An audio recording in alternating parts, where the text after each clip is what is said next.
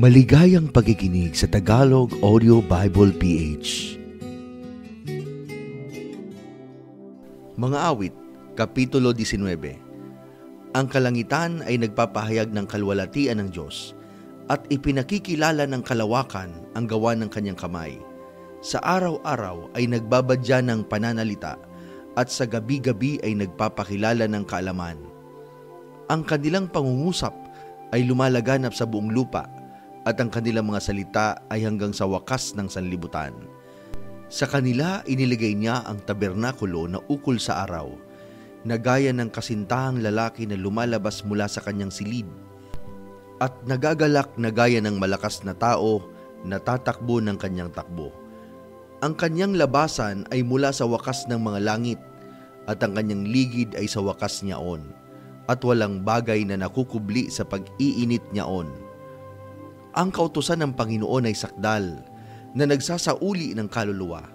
Ang patotoo ng Panginoon ay tunay na nagpapantas sa hangal. Ang mga tuntunin ng Panginoon ay matuwid na nagpapagalak sa puso. Ang utos ng Panginoon ay dalisay na nagpapaliwanag ng mga mata. Ang takot sa Panginoon ay malinis na nananatili magpakailanman. Ang mga kahatulan ng Panginoon ay katotohanan at lubos na matuwid. Mga pinipitang higit kaysa ginto, oo, higit kaysa maraming dalisay na ginto, lalong mainam kaysa pulot at sa pulot pukyutan. Higit dito'y sa pamamagitan ng mga yoy, mapagpapaunahan ng iyong lingkod. Sa pag-iingat ng mga yon ay may dakilang gantimpala. Sinong makasisiyasat ng kanyang mga kamalian? Paliwanagan mo ako sa mga kubling kamalian. Italikod mo rin ang iyong lingkod sa mga kapalaluang sala. Huwag mong papagtaglayin ang mga yaon ng kapangyarihan sa akin. Kung magkagayoy, magiging matuwid ako at magiging malinis ako sa malaking pagsalangsang. Maging kalugod-lugod nawa ang mga salita ng aking bibig at ang pagbubulay ng aking puso sa iyong paningin, O Panginoon, na aking malaking bato at aking manunubos. Mga awit, Kapitulo 20. Ang Panginoon ay sumasagot sa iyo sa araw ng kabagabagan. Itaas ka sa mataas na pangalan ng Diyos ni Jacob. Saklolohan ka mula sa santuaryo at palakisin ka mula sa Sion. Alalahanin nawa ang lahat ng iyong mga handog at tanggapin niya ang iyong mga haing sinunog. Pagkalooban ka nawa ng Diyos ng iyong puso at tuparin ang lahat ng iyong payo. Kami ay magtatagumpay sa iyong pagliligtas, at sa pangalan ng aming Diyos ay aming itataas ang aming mga watawat. Ganapin nawa ng Panginoon ang lahat ng iyong mga hingi. Talastas ko ngayon na iniligtas ng Panginoon ang kanyang pinahira ng langis. Sasagutin niya siya mula sa kanyang banal na langit ng pangligtas na kalakasan ng kanyang kanang kamay. Ang iba ay tumitiwala sa mga karo at ang iba ay sa mga kabayo. Ngunit babanggitin namin ang pangalan ng Panginoon naming Diyos. Sila'y nangakasubsob at buwal, ngunit kami ay nakatindig at nakatayo na matuwid. Magligtas ka, Panginoon. Sagutin nawa kami ng hari pag kami ay nagsisitawag. Ang hari ay magagalak sa iyong kalakasan, O Panginoon, at sa iyong pagliligtas. Gaano kalaki ang ikagagalak niya.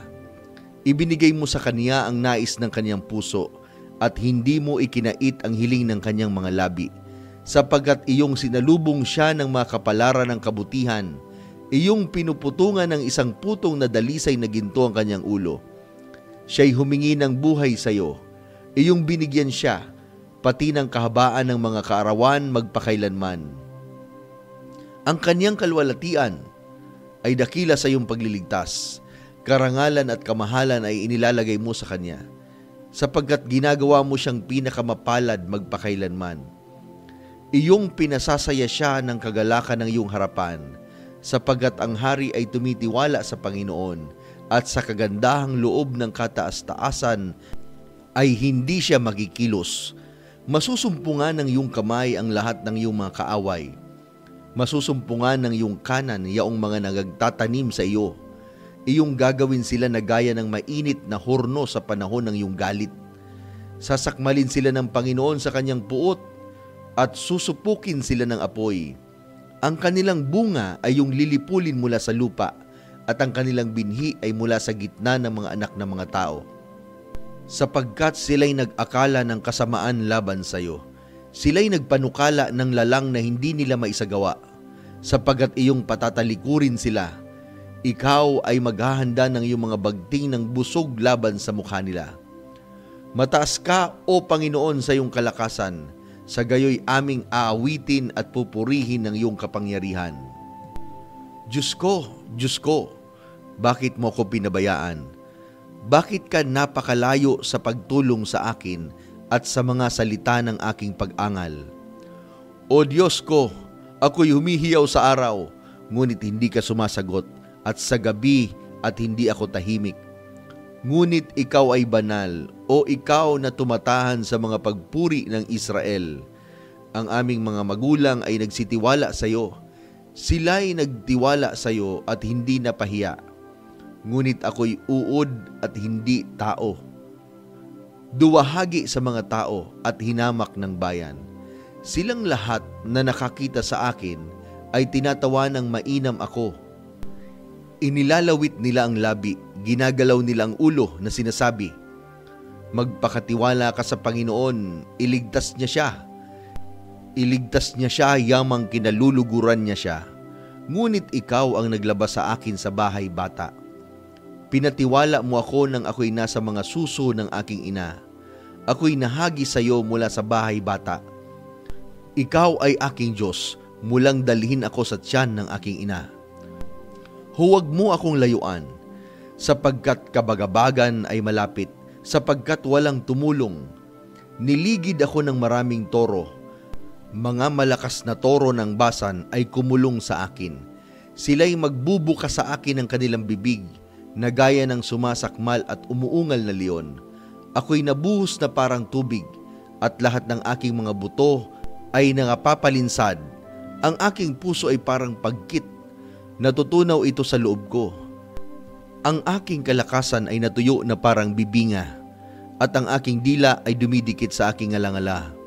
At dinala mo ako sa alabok ng kamatayan, sapagkat niligid ako ng mga aso. Kinulong ako ng pulutong ng mga manggagawa ng masama. Binutasan nila ang aking mga kamay at ang aking mga paa. Aking maisasaysay ang lahat ng aking mga buto. Kanilang minamasdan at pinapansin ako. Hinapak nila ang aking mga kasuotan sa gitna nila at kanilang pinagsapalaran ang aking kasuotan. Ngunit huwag kang lumayo, O Panginoon, o ikaw na aking saklolo. Magmadali kang tulungan mo ako. Iligtas mo ang aking kaluluwa sa tabak, ang aking minamahal na kapangyarihan ng aso. Iligtas mo ako sa bibig ng leon. Oo, mula sa mga sungay ng torong gubat ay sinagot mo ako.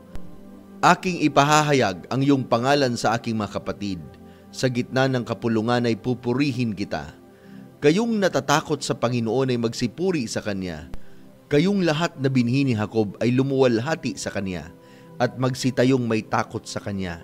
Kayong lahat na binhi ni Israel, sapagkat hindi niya hinamak o pinagtaniman ang kadalamhatian ng nagdadalamhati, ni ikinubliman niya ang kanyang mukha sa Kanya, kundi nang siya'y dumaing sa Kanya ay Kanyang dininig.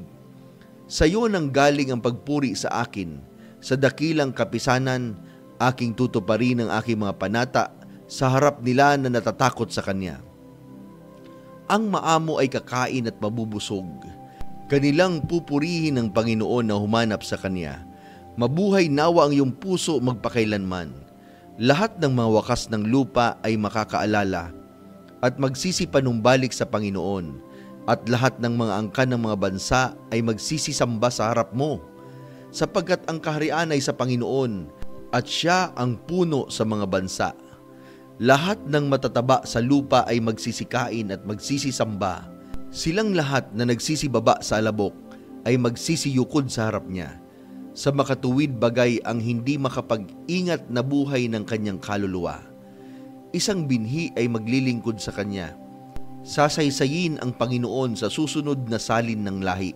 Sila'y magsisiparoon at maghahayag ng Kanyang katuwiran. Sa bayan na pinanganak ay ibabalita, yaong Kanyang ginawa.